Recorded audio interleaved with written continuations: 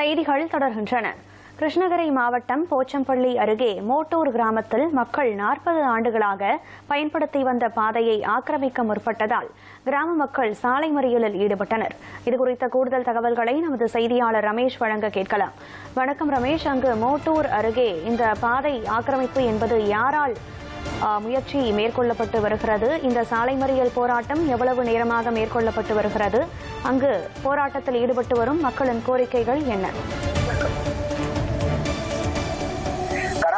கிருஷ்ணகிரி மாவட்டம் போச்சம்பள்ளி அடுத்த சந்தூர் சாலையில் அமைந்துள்ளது கூச்சானூர் மோட்டூர் கிராமம். இந்த கிராமத்தில் 100க்கும் மேற்பட்ட குடும்பங்கள் வசித்து வருகின்றன.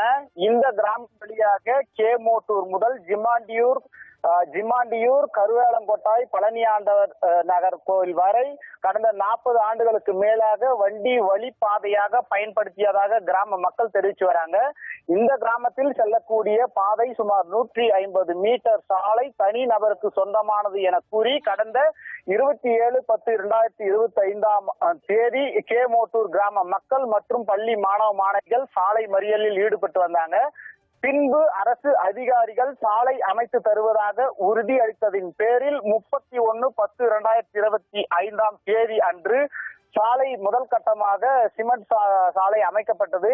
இதனை அடுத்து 2வது கட்ட சிமெண்ட் சாலை அமைக்கப்படவில்லை என அரசு அதிகாரிகளை கண்டித்து கவன ஈர்ப்பு ஆர்ப்பாட்டத்தில் ஈடுபட்டு வருகின்றனர்.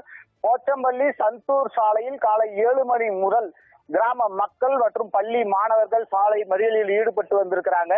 இந்த தகவல் அறிந்து பர்கூர் துணை காவல் கண்காணிப்பாளர் முத்துகிருஷ்ணன் மற்றும் போச்சம்பள்ளி வட்டாட்சியர் அருள் உள்ளிட்டோர் பேச்சுவார்த்தையில் ஈடுபட்டு வருகின்றனர். புதிய அதிகாரிகளை நியமித்து நடவடிக்கை எடுப்பதாக கூறியதின் பேரில் கிராம மக்கள் கலைந்து சென்றிருக்கிறாங்க. விவரங்களை வழங்கியமைக்கு நன்றி ரமேஷ்.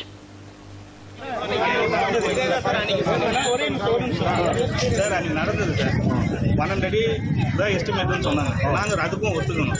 ரோடு இருக்கிற அளவு நிறைய விட்டுருங்க. நீங்க பாதுகாப்புல இருந்து நடந்தாதான் வேற எந்த லாண்ட பிரச்சனை இல்லை. ஊர்காரங்களும்